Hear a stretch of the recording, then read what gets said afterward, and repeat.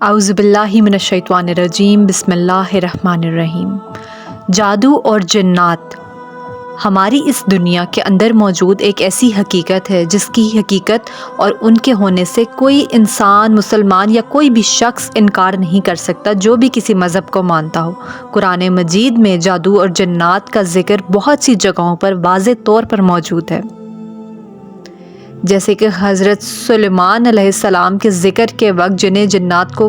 قابو کرنے کا معجزہ عطا کیا گیا تھا کہ جادو اور جنات ایک دوسرے سے جڑے ہیں، کیونکہ جادو دراصل خبیث یا جنات ایسوں کو قابو کر کے کام کروانے کا نام ہے جو کسی شرط یا فائدے کے بدلے انسان کی مدد کرتے ہیں، اور یہ شرائط انتہائی غلیظ اور کفر پر مبنی ہوتی ہیں جنہیں بیان کرنا بھی مشکل ہے، یعنی آسان الفاظ میں ایسے کام جن سے انسان کی مخلوق کے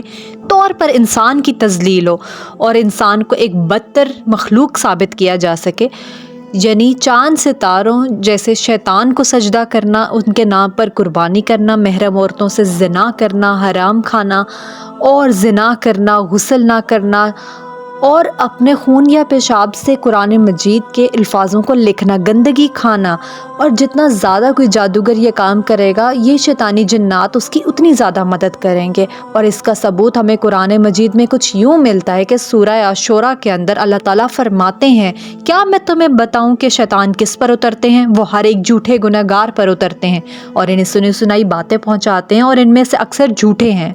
یاد رہے کہ یہ مدد ہر جنات نہیں کرتے، کیونکہ ان کے اندر بھی نیک اور خبیث جنات موجود ہیں جن کا ذکر سورہ جن میں موجود ہے، جن کے اندر نیک جن بھی ہوتے ہیں اور شیطانی جن بھی ہوتے ہیں۔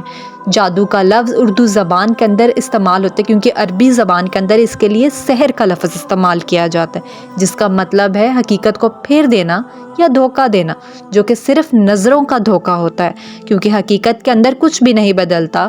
لیکن معجزے کے اندر حقیقت کے اندر بالکل بدل دیا جاتا ہے۔ جادو میں تعویذ، کنڈوں اور کفریہ کلمات پڑھ کر ایک ایسا عمل کیا جاتا ہے جس کی وجہ سے کسی شخص کا جسم جن اور جنات کے چھوئے بغیر بھی متاثر ہو جاتا ہے، جس کی وجہ سے کوئی بھی شخص بیمار ہو سکتا ہے، میاں بیوی کے اندر جدائی ڈلوائی جا سکتی ہے، نفرت بھی ڈلوائی جا سکتی ہے، یہاں تک کہ اس کا قتل بھی ممکن ہے، کیونکہ ڈائریکٹلی شیطان تو آپ کو نقصان نہیں پہنچا سکتا، نہ بلکہ آپ کے دماغ کے اندر ایسے سوسائیڈل تھاٹس اور آپ کو اپنے ہی قتل کے لیے وہ اکسا دیتے ہیں۔ صحیح احادیث کے اندر آتا ہے کہ خود رسول پاک صلی اللہ علیہ وآلہ وسلم کے اوپر بھی جادو ہو گیا تھا، کیونکہ ایک یہودی لبید بن عاصم نے رسول پاک صلی اللہ علیہ وآلہ وسلم پر باقاعدہ طور پر جادو کیا تھا، جس کا اثر کچھ یوں ہوا تھا کہ آپ صلی اللہ علیہ وآلہ وسلم جب بھی کچھ سوچتے کہ میں نے یہ کام کر لیا ہے، لیکن حقیقت میں انہوں نے وہ کام نہیں کیا ہوتا تھا۔ اور پھر یہاں تک کہ دو فرشتے حضرت جبرائیل اور حضرت میکائیل علیہ السلام نے آپ کو آ کے بتایا کہ لبید بن عاصم ملعون نے کنگھے اور سر کے بالوں پر ان پہ جادو کر کر ان کو کنویں میں رکھا ہوا ہے، اور اس جادو کی وجہ سے اس کنویں کا رنگ جو ہے پانی کا وہ بالکل مہندی کے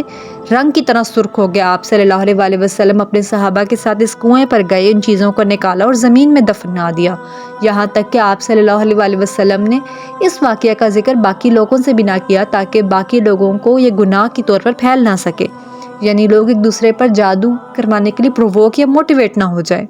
صحیح حدیث میں ابو ہریرہ سے مروی ہے کہ آپ صلی اللہ علیہ وآلہ وسلم نے فرمایا کہ 7 ہلاک کر دینے والی چیزوں سے بچو، جن میں سے ایک ہے جادو کروانا، کیونکہ یہ شرک ہے۔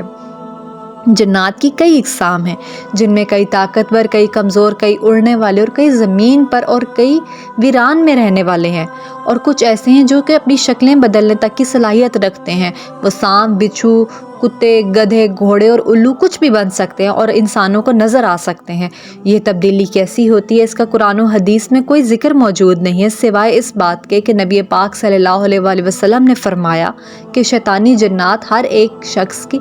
شکل کے اندر اس کے خواب میں آ سکتے ہیں سوائے میرے چہرے مبارک کے۔ غلیظ شیطانی جنات ہر جگہ پر پائے جاتے ہیں جہاں پر کوئی گناہ یا شرک ہو رہا ہو، یہاں تک کہ آپ کے گھر کے ٹوائلٹ کے اندر بھی جہاں گندگی موجود ہو وہاں پر یہ سب سے زیادہ پائے جاتے ہیں، اس لیے وہاں بیٹھ کر نا امیدی اور رونے سے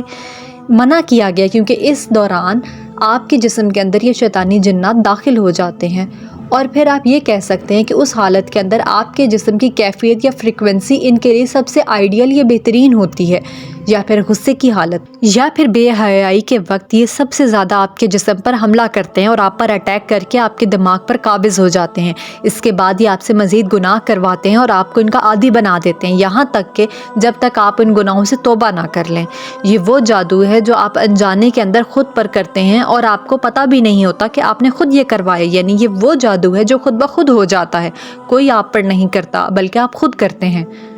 اس جادو کو اسیب کا نام دیا جاتا ہے۔ یہ وہ جادو ہے جب آپ خود جنات کو اپنے اوپر حملہ کرنے کے لیے دعوت دیتے ہیں، جب آپ شدید نحوست کا شکار ہوں، جب شدید گناہوں میں پڑے ہوں، نماز، روزے، زکوٰۃ اور اللہ کی عبادت سے غافل ہو جائیں اور رسول اللہ کے فرمان کے مطابق نمازی اور نفل نہ پڑھ کر گھر کو قبرستان بنا دیتے ہیں جہاں پر زندہ لوگ نہیں بلکہ مردہ رہتے ہیں۔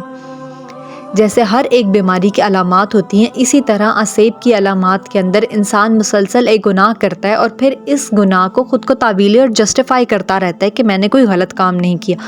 مثال کے طور پر پہلے دن شراب پی اور خود کو تسلی دی کہ اللہ تعالیٰ تو بہت معاف کرنے والا ہے، اس گناہ کے بدلے میں مجھے بخش دے گا، آج کل تو سبھی پیتے ہیں، میں نے اگر یہ کر لیا تو کون سی بڑی بات ہو گئی۔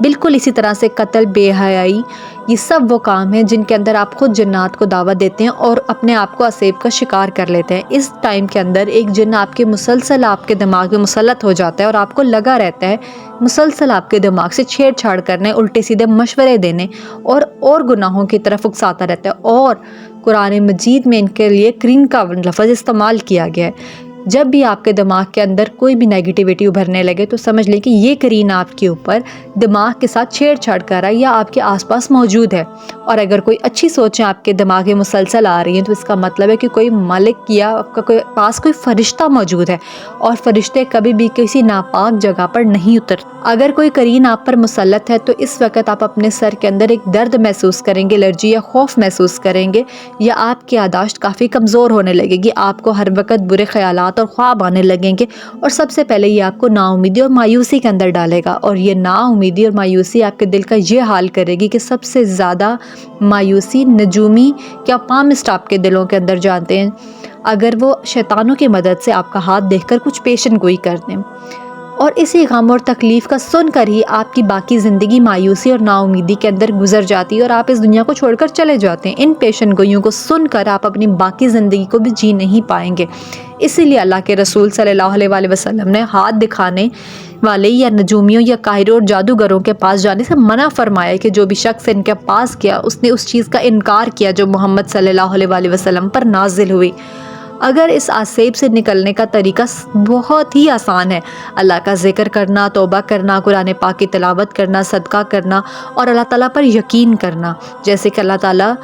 اپنی صورت میں فرماتے ہیں کہ جب قرآن پڑھنے لگو تو شیطان مردود سے اللہ کی پناہ طلب کیا کرو۔ اس اسیب کا علاج کسی عامل، نجومی یا جادوگر کے پاس بالکل نہیں ہے، بلکہ صرف اور صرف آپ کے پاس ہے۔ بس آپ کو ذکر اور عبادات کی پابندی کرنی ہے، تب جا کر کہیں یہ مشکل سے جنات آپ کا پیچھا چھوڑیں گے، کیونکہ اس کے اندر بہت ٹائم لگ سکتا ہے۔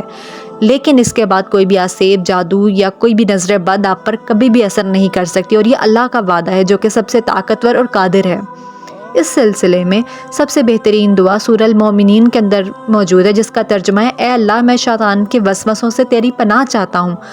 اور میرے پاس آ کر بھی مجھے تنگ کر کے میرے پاس آ کر حاضر ہوں۔ اور اگر آپ یا آپ میں سے کوئی بھی آپ کا رشتہ دار اسیب میں کا شکار ہے تو آپ اس کے ساتھ یہ ویڈیو ضرور شیئر کریں، اور ہو سکتا ہے کہ اس کی بھی ہیلپ ہو جائے، اور اللہ پاک ہمیں سمجھنے کی اور نیک عمل کرنے کی توفیق عطا فرمائے، آمین۔ اور اگر یہ ویڈیو آپ کو پسند آئی ہے اور کچھ نیا جاننے کو ملا ہے تو اسے ضرور لائک، سبسکرائب اور شیئر کریں، اور پھر نئی ویڈیو کے ساتھ آپ سے ملتے ہیں۔ اپنا خیال رکھیں اور دعاؤں میں یاد رکھیں۔ Thanks for watching this video. اللہ حافظ۔